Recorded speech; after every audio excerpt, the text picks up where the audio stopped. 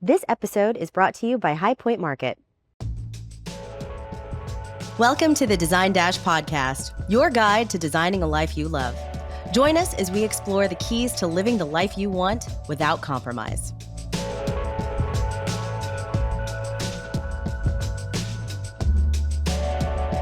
Welcome back to the Design Dash podcast. I'm Laura Umansky, your co-host, here with Melissa Grove. Hello. And we have one question today that we are going to tackle, and that is, it's kind of a controversial one, I guess. I hear it talked about all the time, but here's our question. Should interior designers mark up product at all?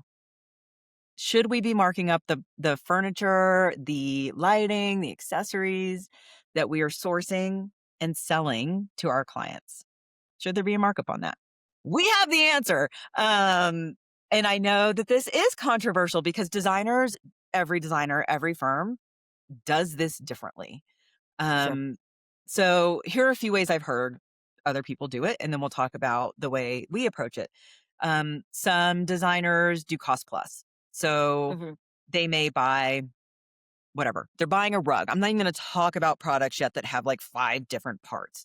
Let's say you went to Surya at Dallas Market, you bought a rug. Here's my cost. I'm doing cost plus 30. Cost plus 30. And so that means you're showing your client your invoice. They're paying you 30% on top of that, right? So that's one way, cost plus. Another way is splitting your discount with your client. So let's say you go to Decorative Center, wherever you live, wherever's closest. You go to Kravet, you buy 3 yards of fabric. Kravet gives you X amount off. You split that perfectly in half. You get half of it, client gets half of it. So that's splitting your discount. Some designers don't mark up at all. They do a straight pass through of their cost to their client. And then some charge straight retail. So whatever retail is, client pays. So whatever your discount is, that's your margin. Have you heard of other ways? Like that's just a handful. I think that's it. I mean, no, I think that's it in terms of client costs. I was going to say that sometimes, interior design also make a commission and there's all this other stuff that goes into that, but that's a whole other thing. Okay. So we have these like a few different ways that you can mark up product. And this is totally separate from services. Your services should be in a completely separate, in my opinion, separate bucket from your product sales. So for us, God, there's so much that goes into this. We approach it at our firm. Our client gets 15% off of retail price. So whatever MSRP is from our vendor, our client gets 15% off. And this is not walking into Crate and Barrel, right? Like Right. if we walk into Crate and Barrel and buy something, we actually do retail plus 15. So we keep it pretty simple. Retail minus 15, retail plus 15. The minus 15 comes into play from our to the trade vendors or our wholesale vendors. And that's all our client knows is they got 15% off of retail. Mm-hmm. So our markup, which we have, we are making a margin. So we do have a markup. It is different for every single vendor. Yes, because it varies. our discount is totally different. I mean, there's a lot of reasons why, but I mean, I don't know, Melissa, I feel like this works for us, right? It does. And I mean, it's a great sales tactic as well for clients to understand that they are getting a good value out of out of our Yeah. services. The only thing that gets a little bit more complicated is then on the back end. I mean, it would be so wonderful to just say everything is the same percentage markup, but I think in order for it to work out, that percentage markup would have to be so high. It would be untenable for Yeah, clients to see and visualize. it wouldn't make sense. And I think, the discount we get from our client or from our vendors is different. Every single vendor gives us a different, not every single one. Some of them are pretty consistent, but we buy wholesale from some. We get 20% off from some. We get Mhm. 50% off from some. It really just depends. But what's consistent is our client gets 15% off. Yeah. This also protects our vendor relationships because we're not cost plus. Our clients never see our invoices from our vendors. That is proprietary information based on relationships that we as a firm and I as a designer have been developing for 20 years. No reason a client has an invoice from one of my vendors, Mm-mm. right? Like, I just don't feel like that should ever happen. No, There's no no, reason. that's no. I mean, think about any other service that you would have and anything else that you would purchase. You would never ask for an itemized invoice of Never. all of the components and all of the parts that they are, using to put together an item. God, So components, that's such a great point. yeah, I mean, that's why I don't understand the I think that I do understand the scrutiny, right? Is because people think that I can just go online and I can get this. I can go online and I can buy this and I can have it shipped to my house. And you could, for that particular thing, but for the items that we're sourcing as a luxury design firm, no, you can't. Yeah. And I think that it's more than just the item, but like you said, it's the decades of time that you've developed with these vendors, that your expertise. Sourcing for a project is researching and curating. It's not simply just going onto a website and clicking buy. Everything that we do is custom, so we're verifying scale, finish, we're reupholstering. We're coordinating with vendors over the course of several months because things are often imported from overseas, or again, like it's 12 different things that are making that chair, not just one. Right. Um, but I do think that that's kind of hard to communicate to a client, right? Is now you're just saying, this is how hard my job is. And no one wants to hear that. My job is so complex. No, but I do think, like, that's important, those components, because also, like, do you really wanna show a client 5 different invoices from 5 different manufacturers for 1 pillow? Right. I mean, holy moly, I cannot even imagine, the labor, the fill, the fabric on the front, the fabric on the back, the fabric that makes the fabric that I don't know, maybe there's an extra specialty trim, and that is one friggin' pillow, like, having to Right. submit that many invoices to a client. Anywho, I'm belaboring that point. Um, 15% off of retail is what we do. Mhm. That's it, and it's a great benefit, like you said, it is a good benefit, it's a good value for the client. It's an easier selling point than saying, like, "I am marking up." I never use the word markup, ever. If I could strike it from our vocabulary as designers, I would take that word out. As a business owner, yes, you've gotta consider markup. As a designer and as a salesperson, take the word markup out of your vocabulary. Your clients are getting, if I could encourage you to do it this way, your clients are getting 15% off of retail or paying 15% above. Why am I paying 15%? Well,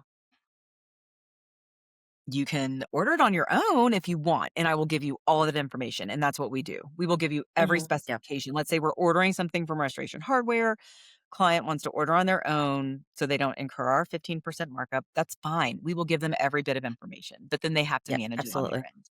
end. And I think that that's why that margin or markup that's internal behind the scenes is so important. You were talking about this earlier, Melissa, before we started recording, the risk that goes into this. Yeah. Like, you're seeing it from an operations perspective. Like, it's not just selling a good and, like, making a margin. There's a ton of risk that goes into this. If you're a designer, then you know that High Point is the epicenter for all things interior design. All your favorite furniture vendors are there, your favorite designers, manufacturers, tastemakers, trendsetters. Market happens every April and October, and we hope you'll register and attend. We're there each market, and we're always finding something new. We know you will too. Check out highpointmarket.org for more information. Absolutely, and the way that we collect furnishings deposits, we're actually carrying a lot of liability when we order these items because we don't our projects are very large. And so we're not requesting everything 100% upfront. It would be the a huge investment up front. So Some we designers requested do, it, and that's okay. and some designers do, and that's okay. And we will do it if the project is small enough. But when we're talking $1 million plus, that's kind of a hard thing to swallow, even as a luxury client. So we spread that over time, but we're still ordering everything at the front end all at once. So we're fronting that just a tiny little bit, just for a couple of months. And of course, there's a lot that goes into that when things come in damaged and they need repair. We own that. And when you are designing an entire home, no single homeowner wants to take that on. I mean, it is a full-time job. It's a multiple full-time job, which is why we have 15 plus people in our firm. So I, I don't know. I guess I think not being a designer myself, if you had asked me these questions maybe 10 years ago before I was working here, I would have said, yeah, sure, I'll just go online and I'll order it. But now looking in the background of our ordering system, realizing that, that one single chair is 12 different components and it took time to get reupholstered, and then we had to measure. Or drapery is incredibly complex if you if you don't know all of the hardware and the fabrication and the measuring that goes into it. Then what if you are mechanizing the thing? Like, it's just it seems so simple, I think, from the outset. But I think I want to ask you, because you don't want to explain that to a client. You don't want to say, well, hey, there's 12 different components No, and I need to bring an electrician out here. So how do they you should sell never. them on this is worth this without telling them all that goes into it and why? Oh my gosh, I've been doing this so long now, it's like innate. Yeah. Yeah, I mean, I just tell them we handle everything for them. Like, our ideal clients are the clients that are really busy on their own. They love design.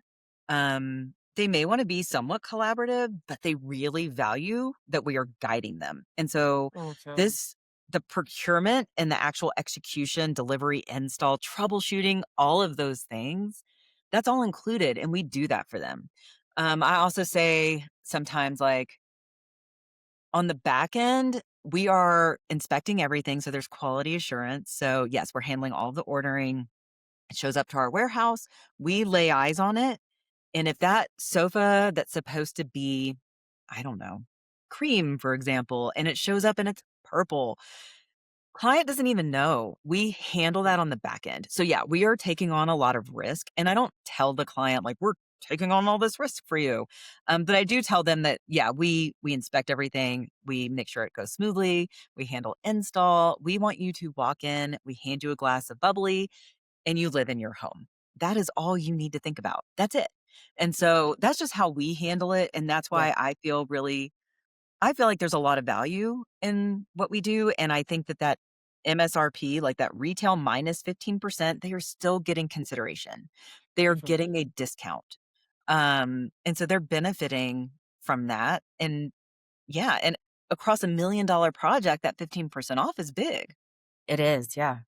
So I think, yeah, and I would never I feel like it would be a burden to most of our clients. I mean, sure, there are some that are very analytical and would love to dig into every single detail. Yeah. But I think it would be a burden to our clients if I handed them 100 invoices a month and said, Right. "Here are your invoices. We're doing cost plus on that. Good luck reviewing these." Like, oh my God, I can't even imagine. I feel like that would be so stressful. I would never want that on myself. I personally would be very happy to never have to see behind the scenes if I was a client and know I'm getting 15% off. Right. I'd be like, "Cool." Easy. I would even be okay with being like, "I'm gonna pay 15% more to never have to think about ordering that thing from Restoration Hardware. Handle it, bye." Yeah. So, I don't know. I think that's what they're looking for. That's what our clients are looking for. So, like, back to, should interior designers mark up product at all? Absolutely. Absolutely. I think you should. I mean, you are a business. You are not, this is not fun. I mean, it is fun. We love it. We love what we do. Obviously, we're lucky that we're creative entrepreneurs. Um, but it's a business. Like, this is a business. And yes, we should absolutely make a margin on our product sales. It is a completely different bucket than your design services. And you should treat it that way if you're not already. Yeah. Final thoughts Well, on that, Melissa? I think that one of the questions that comes up with that from from designers too is, well, then isn't it double dipping? If you Oh, are yeah. billing for time billing hourly, but then you're also charging a margin on furniture, are you double dipping? And I think that my big answer to that, and I don't think that we've discussed this yet, is that we're also providing access to vendors that clients would never have access to without using an interior designer. True. And yes, you're paying for that connection, you're paying for that access, but I think you're also paying for the time that it took you to develop those relationships. And you have to have a certain level of business to even work with some kind of vendors, even within the trade. And of Mhm. course, you don't want to explain that to a client, but I think that that's the justification that I typically use is that you have this exclusivity. You're a part of this Yeah. club that requires an investment in order to access. I think that that's a good point, and no, it is not double dipping. Like, put that out of your mind right now. If you've ever heard someone say that, bullshit. It is not double dipping at all. Like I said, these are very different buckets. Um, Yeah. Even if you did your design, your services, build your client for your services, your hourly, however you do it, hourly. You build your client for your services. You've done all retail. You've purchased it or you've selected everything. You hand it to client. And you're like, client, go buy it. Your client is going to go to a store and buy it, and there is a huge markup when that client walks into that store and buys it, and it's gonna be Yep. way more than what you're marking up from your vendors. Trust me, retailers have to cover overhead. They cover I mean, there's so much that goes Yeah. into being a retailer that those items in a retail store are marked up. I'm not gonna even say how much. It is a lot. And so your client is gonna pay a markup there. You're doing something similar. You're selling, you're sourcing, you're um, curating, you're editing. For example, I'm going to LA on Sunday to shop until Thursday, and I'm not billing a client for that. But Right. I'm going to find new sources. I'm going to source vintage pieces. I'm going to source just new things that I don't see all the time. I'm not billing a project for that. So that goes into this stable of vendors and these sources and resources I've been building over time. And so, yes, this is not double dipping. Yeah. I mean, you bring up a great point is that the showrooms and the retailers, they're going to be marking things up. I mean, you don't go into Target and say, okay, well, how much did you really pay for this toothbrush? Like, Right. but it's a very similar sort of situation. We are a reseller, but a very um experienced reseller. Curated. Mhm. That's right. I didn't think about that, the double dipping thing. I put that out of my mind. As soon as someone says it, I'm like, nope, conversation over. Bye. I know that's always the one thing that devil's advocates will say is like, but aren't you double dipping? And No. it's no, I mean, And another thing that people bring up, like a contrarian would say, is transparency. Are you being mm. transparent? What? What are you even talking about? Like, what other business in this world would you be like, excuse me, dentist, I need to know exactly how much you paid for the Right. material you're putting into my filling? Mhm. Yeah, that's crazy. I think that when you bring it into a real world example, like an everyday example, how ridiculous it seems to make that request. Excuse me, chef, can you tell me how much that, I don't know, salt you procured was? Like, no, Right.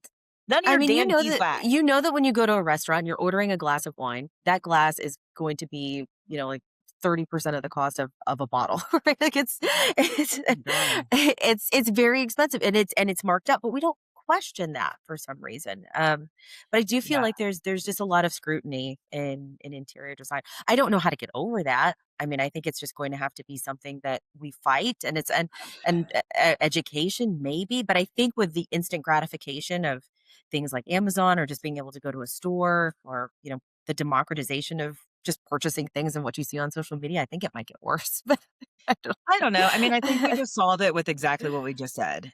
All of our clients enjoy a 15% discount from our to the trade and wholesale vendors. There you Well, go. are What you full making a circle. margin? Are you making a margin? Yes, I am. It's different for every single vendor. I Mhm. Yeah, I've been developing my vendors for 20 years and my buying power is different with each of them and it's different for every single one. Yep. But the consistent thing is you get 15% off. Voila, that is it. Easy. Solved. In my opinion, and I would love to hear from anyone listening. If you have a different opinion or different experience, bring it to us. We want to know. I'm happy to entertain contrarian opinions. But if you I tell love me I to know shouldn't how be other people making a build. margin on my furnishing sales, I will never be convinced. So like, no, no, nope. But anything other than that, happy to talk to you. Okay. Anything else before we wrap this one up? It was one question with our take. That was The it. answer was yes. I think if people didn't get, if that wasn't made Should clear we mark already. up products? Yes. Absolutely 100%. And so the reason this even came up in the first place with me and Melissa is that we were talking about profit in our community right now, in the Design Dash community. That is our topic for this month, is just getting a read literally on your financials, your profit, your budget, your cash flow, all of those things that aren't so sexy about our business, but that actually matter, because keyword business. Yep. That's it. So hit us up if you have a different opinion, or if you just want to say, damn, you're right. Thanks for that. We love hearing that. Feel free Yeah. to tell us that. And please share this with anyone who needs a pep talk on, yes, you should be marking up your furniture sales. Yep. There's nothing else to say. We're going to leave it at Nope. Voila. that. We'll see you next time. Thank you for listening. Make sure to check out our next podcast, coming live next week on Spotify, Apple Podcasts, or wherever you get your podcasts. In the meantime, you can find us and more wonderful stories like these on designdash.com. And make sure to follow us at Design Dasher on Instagram and TikTok. Till next time.